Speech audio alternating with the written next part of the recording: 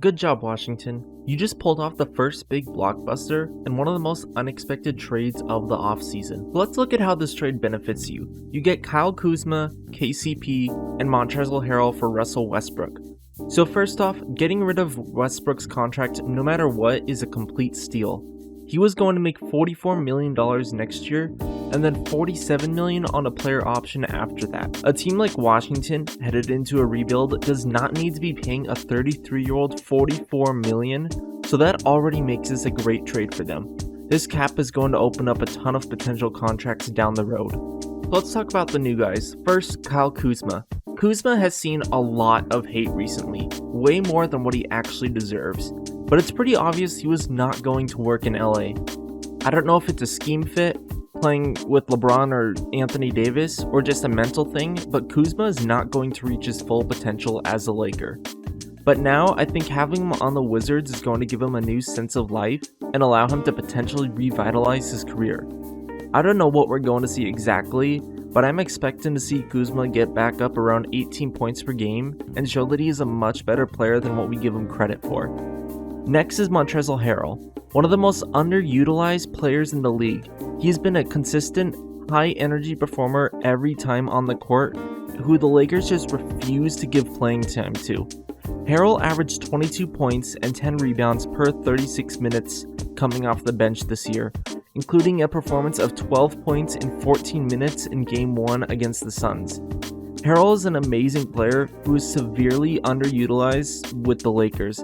I think he's another guy who can have a big comeback season, and for the love of God, please start this man. Lastly, let's talk about Kentavious Caldwell-Pope.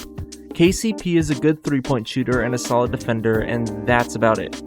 I don't think we're going to see him change too much in Washington, maybe getting a few more shots than what he did before, but nearly all of his shots were coming out of the catch and shoot, and I don't really think that's going to change too much. So along with Daniel Gafford, Thomas Bryant, and Rui Hachimura, the Wizards have a few solid prospects who I think can later be flipped for picks or develop into pretty solid players in this league. But the next question is what to do about Bradley Beal. Beal clearly was not always the happiest player in Washington, and trading away Westbrook may be best for the franchise, but it's not going to help them win any more games next season. Beal is also coming off a career year where he averaged 31 points, 5 rebounds, 4 assists. And he's also coming into a contract of the year this year. Basically, he can go sign the max with just about anyone who can afford it. I know Washington has seen Beal grow, and I know that he's a player that means a lot to him, but I also think it's time to let him go. Beal clearly does not want to stay on a team that is losing a lot, and he's going into a contract year at the age of 27. He's in his prime, ready to win, not ready for a rebuild.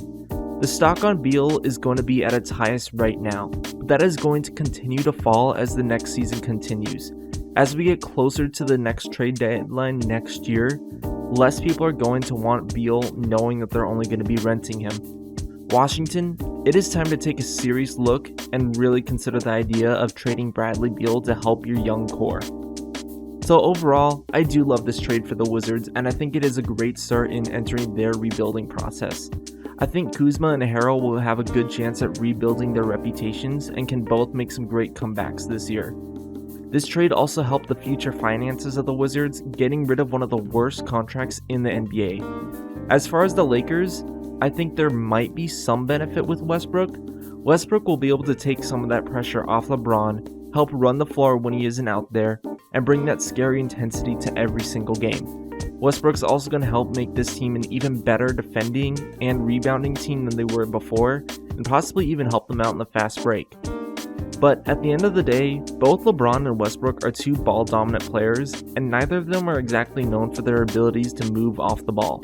Come playoff time, where Westbrook hasn't exactly been at his best in the last few seasons, I think the Lakers will run into a lot of the same problems that they had the year before, especially without Kyle Kuzma or KCP to space out the floor.